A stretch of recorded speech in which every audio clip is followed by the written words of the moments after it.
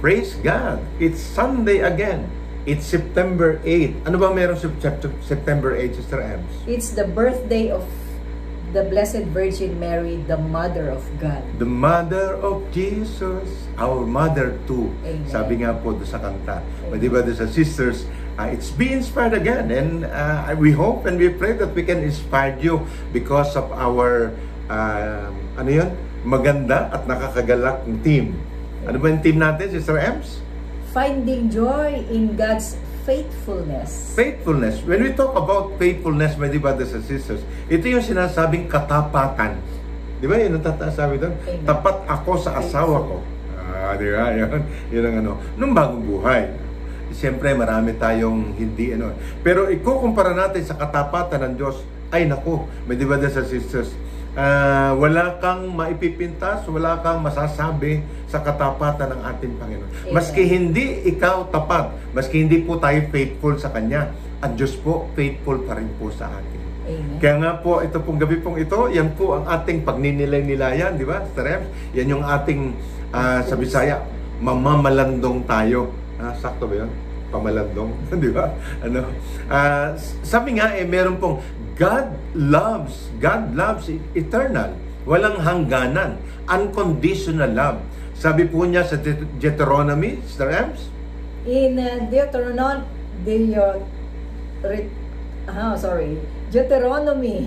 chapter 7 verse 9 says, "Know therefore that the Lord your God is God.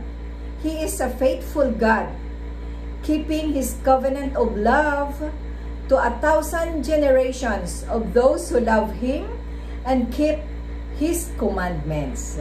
Isa-isahin natin, kapatid, ha? Maganda po ito sa Deuteronomy 7:9.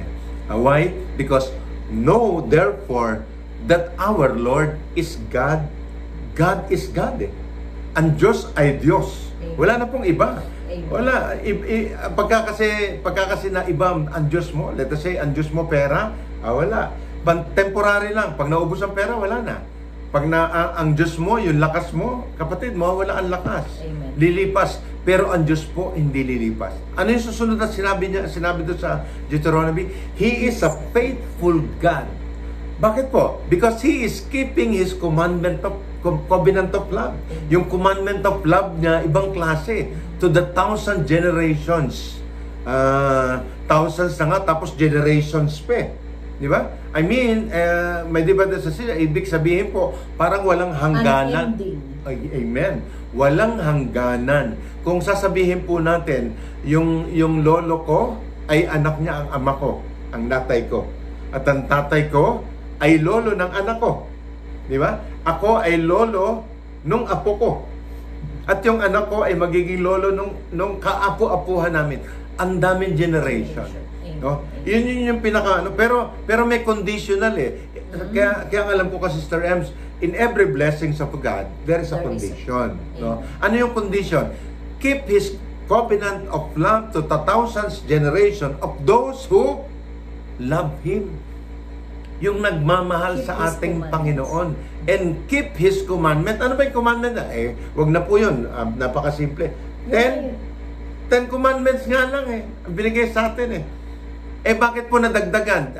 According to the Bible scholars, 613 na po ang batas na ginawa after the 10 commandments. Bakit po? Kasi yung 10 commandments mismo, hindi natin maisabuhay. Kaya dinagdagan. Kaya nga may mga batas na mga dinagdag po. Kasi po ang tao po naghahanap ng lusot. Wala rin ang taong gano'n, di ba? Ang dami nating batas sa atin sa Pilipinas, pero nahahanapan pa rin ng lusot Bawal ito, bawal yan, pero gano'n pa din di ba? But God promises are not fleeting. Hindi po ito kumukupas. Hindi po ito naglalaho. They are steadfast and sure. Sigurado. His love is so eternal, di ba? His commitment to us is unbreakable. Hindi mababasag, hindi matutunaw, hindi mawawala. When we reflect on our lives, sa ating pong buhay, mga kapatid, we can see the fingerprint of God's faithfulness in every season of our life. Ano yung sinasabi? Narinig ko to sa isang speaker, Sister Ems. Gusto mong makita ang kamay ng Panginoon sa buhay mo? na kahit hindi mo pa siya kilala noon, magugulat ka na lang eh. Balikan mo yung dot ng buhay mo. Ano yung mga dot? Dot ng pagsubok, dot ng accomplishment na nangyari sa atin. Di ba? May mga pangyayari sa atin, nanalo ka o let us say, nagwagi ka o nagkaroon ka recognition or award. Ano sabi mo? Eh, magaling ako eh. Nag-aral kaya ako. Pinag-aralan ko kaya yan. Inayos ko kaya yan. Nalilimutan natin na mayroong isang Diyos na nagbibigay sa iyo ng talino. Amen. Amen. Katabi ko po ay mga top po ito sa nag-aaral. Sa kanya nga natin marinig. Sister M, sige nga. Pero Brother Vic ha, ibig sabihin, nung panahong yun, nagbibigay parati ng katalinuhan ng Panginoon sa akin. Nandun na ang Panginoon, yes. But, sa ngayon na status ko, hindi ibig sabihin na hindi na nagbibigay ng katalinuhan ang Panginoon sa akin. Nagbibigay pa rin ng katalinuhan, pero hindi na academic. Instead, yung pagsunod ko sa commandments ng Panginoon. Yun ang sabi niya, Sister Ems, doon sa Deuteronomy. Those who keep His commandments. Keep His commandment. Amen. Trying our best. Of course, araw-araw nagkakamali tayo. Araw-araw, yung mata natin, yung bibig natin, yung tenga natin, yung kamay natin, yung paa natin, nagkakamali po ito eh. Amen. Pero nagsusumikap na mabago. TH. Trying hard. When we reflect sa buhay po natin, mga kapatid, doon makikita eh. I-trace back mo po yung sa akin na ayaw ako ng tatay ko na mag-basketball. Bakit po? Kasi sabi ng tatay ko, ako ay may sakit na epileptic. Ang nangyari, tinry ko na mag-basketball kasi wala siya. Nagbiyahe siya. So ito na-aksidente ako, pumutok yung noo ko. Doon ko naunawaan na there is something pala beyond, na hindi ito kahinaan, ito pala ay kalakasan, na ang Panginoon na nagsasustain. Yes, of course, mahal ako ng tatay ko. Yes, of course, ang tatay ko nagpo-protect sa akin. Pero ang Diyos ay mas nagpo-protect po sa bawat isang po sa atin. Amen. Kay Sister Emma, in the sides of Sister Emma, totoo po yun eh. Nung araw, siguro, ang realization natin, Sister Emma, kasi magaling ako eh. Kasi nag-aaral ako eh. Kasi nagpupuyat ako, nagsusunog ako ng kilay. Bakit po nagsusunog ng kilay? Kasi wala nang bumbumbilya nung araw. Ang gasera, no? Kaya sunog ang kilay. No, joke lang po. Pero, may di ba sa sisters, ang appreciation ng ating pong katalinuhan na binibigay sa atin ng Diyos ay na-realize natin na ang Diyos pala unconditional ang love niya. Amen. Amen. Kahit di mo alam, kahit makasalanan ka, mahal ka pa rin ng Diyos. Amen. Kahit gaano pa karami ang nagawa mong kasalanan, kapatid ko, patatawarin ka ng Diyos. Bakit? Kasi mahal ka ng Diyos.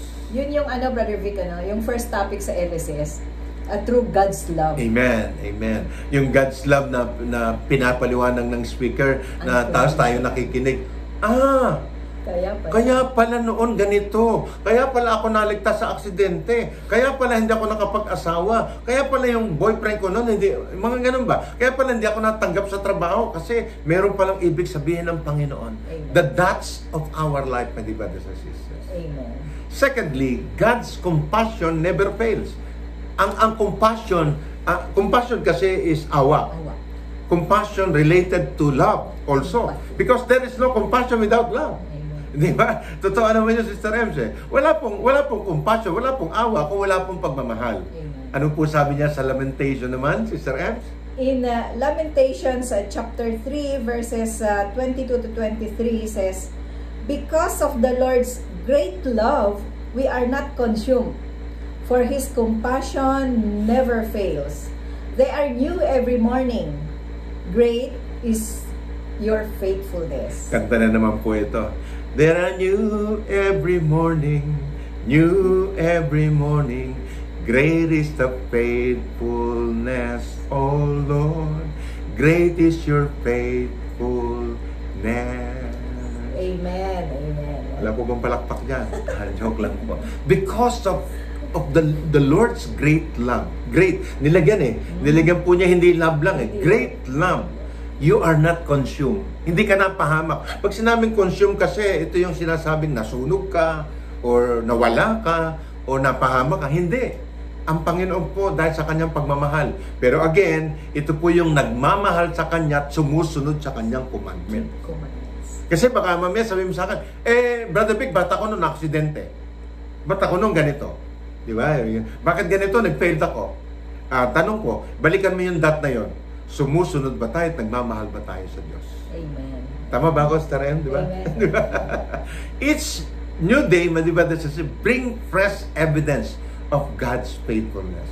Bawat araw po, kanina pagkagising, di ba? Yung pagkagising natin, sa totoo lang, galing sa Sabado, galing sa prayer meeting, okay, napuyat ng konti. Pero pagkagising mo, ang question is, nakahinga ka ba? Amen. Ang question, nakapagsalita ka pa ba? Nakakita ka pa ba? Nakahinga ka pa ba? That is the faithfulness of God. Nagising ka pa. Nagising pa tayo. Sabi ng Panginoon, hindi kita mahal, Sister Ems, hindi na kita pagigisingin ngayong bukas ng umaga. Amen. O hindi ganoon ang Panginoon Hindi ganoon ang Panginoon. Ang Panginoon ay sobrang pagmamahal sa atin. Kaya God loves me, period. Di ba? Siguro kung naaalala niyo po yan pagka meron tayong LSS, no? No matter what challenges, my dear brothers and sisters, we face, His mercy are always available to sustain us. Amen. Giving us hope, no? Giving us hope and joy, my dear brothers and sisters. Ang pag-asa at kagalakan ay magkaakibat, magkadugtong po yan. Binibigyan tayo ng pag-asa ng ating Panginoon dahil sa kanyang kagalakan, my dear brothers and sisters. God is faithful in all. Ang Panginoon po ay tapat sa lahat ng bagay, sa lahat ng tao. Sabi po sa Psalm 33, in Psalm 33 verse 4 says, "For the word of the Lord is right and true. He is faithful in all He does." Lahat ng ginawa po niya ay katapatan po yun. Pagmamahal po yun ng ating Panginoon. Amen. Sige po, trace out po natin. Kayo po ang mag-trace out. Kung merong ginawa na masama ang Diyos sa iyo, sa atin, sa buhay natin. Simula nung isilang ka, o simula nung magkaisip ka, hanggang sa oras na ito. Wala po Lahat ng mga nangyari sa atin ng mapapait, lahat ng mangyari sa atin ng mga pagsubok, sorry po, tayo po may gawa. Tayo po may gawa, tayo po may likha. Kasi tayo ang nagdedesisyon. Minsan po kasi, ang desisyon po natin, hindi na natin kinukonsulta sa Kanya. Di ba? Kaya kailangan po lahat ng mga plano, lahat ng desisyon natin, we need to consult God because mas alam ng Diyos, iniisip mo pa lang, pinaplano mo pa lang, ilalatag na ng Panginoon. Amen. Amen. Our joy is not dependent on the circumstances but on the unchanging character of God. Hindi nagbabago ang karakter. Tayo nagbabago Tayo, ugali natin nagbabago. Hindi ka na pagbigay, magtatampo ka na kagad Di ba? We can find joy in the certain that God will always will always do what is right and true. Lahat naman po yung totoo at tama ang idinudulot sa atin ng ating Panginoon. God's faithfulness is a rock we can stand on.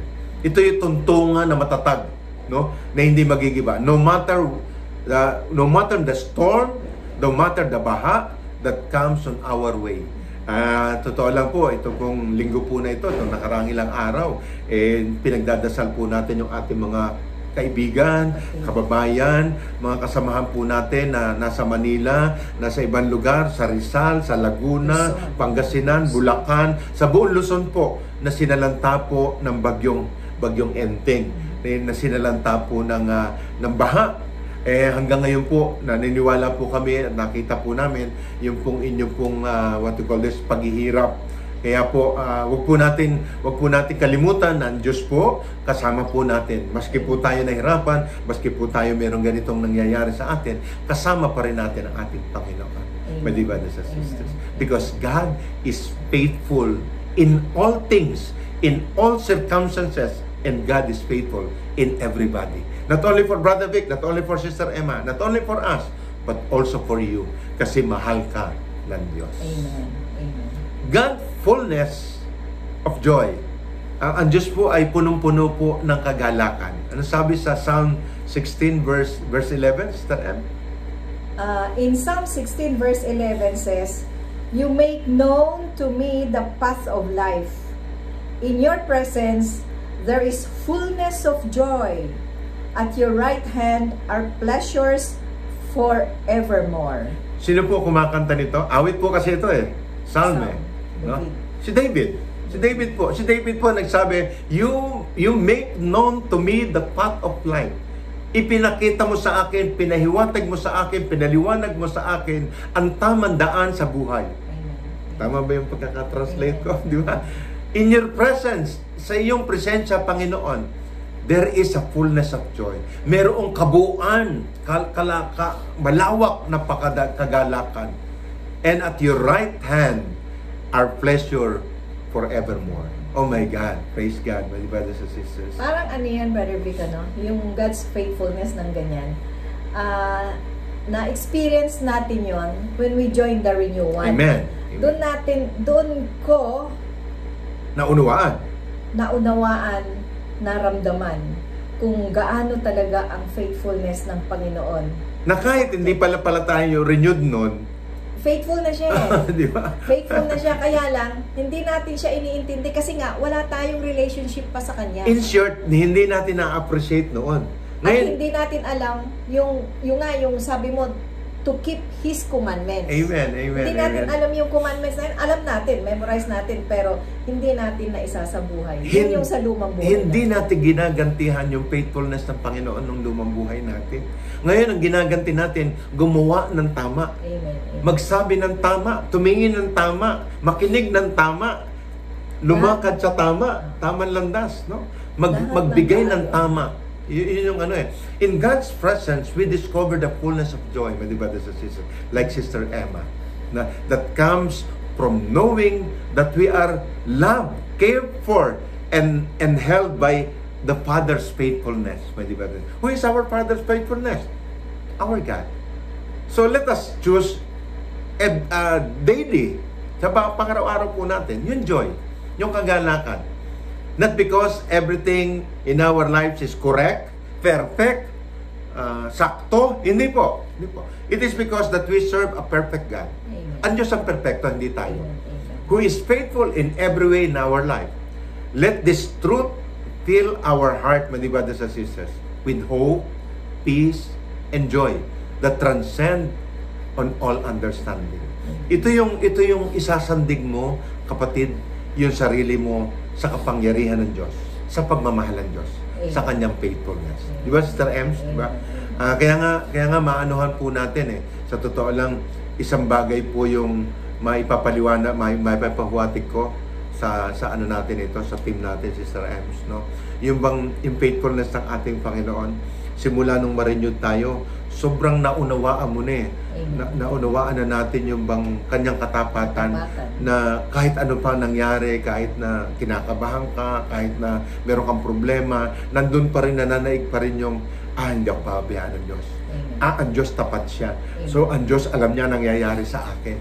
Ang gagawin ko lang ganito, I will be still and know that God is my God. Amen. Sister Ems, ano yung parting words mo? For our theme for tonight, the faithfulness, ayun nga, parang ang naging susi para madama ko at maintindihan ko yung faithfulness and na-share ko to our brothers and sisters in our community, to my family, is that God has a promise of faithfulness in all our life. No matter what storm, no matter what typhoons is there, lahat naman tayo nakaka-experience. But I always rely on the faithfulness of God. Ito yung sinasabing para kang nakasandal sa pader. Alam niyo mga kapatid, yung pader kong yun ang faithfulness ng Panginoon. Amen. Amen. Ano man ang katatayuan mo, kapatid, sa buhay po natin, yung mga sinalanta ng bagyo, ng baha, kapatid, tandaan lang po natin, ang Diyos po, alam niya ang nangyayari sa atin. Amen. Ang pag-ibig niya, available sa atin. Amen. Maniwala lang po tayo na ang Diyos po, hindi tayo pababayaan. Amen. Pag nasarado po ang isang pintuan, magbubukas ang isang pintuan para sa iyo, kasi mahal na mahal ka ng Diyos. Amen. Let us pray. In the name of the Father, the Son, and the Holy Spirit. Amen. Heavenly Father, we thank you for your steadfast faithfulness. Oh, yes. Help us to find our joy in the assurance that you are always with us, guiding us, O Lord, and working all things together for our own good, O Lord God. Teach us to trust in your promises, O Lord God, and to rejoice in your unchanging love. May we experience the fullness of joy in your presence, and knowing that your faithfulness will never fail us, O Lord. Amen. In Jesus' mighty name, with the power of the Holy Spirit, one God, forever and ever. Amen. And amen. In the name of the Father, the Son, and the Holy Spirit. Amen.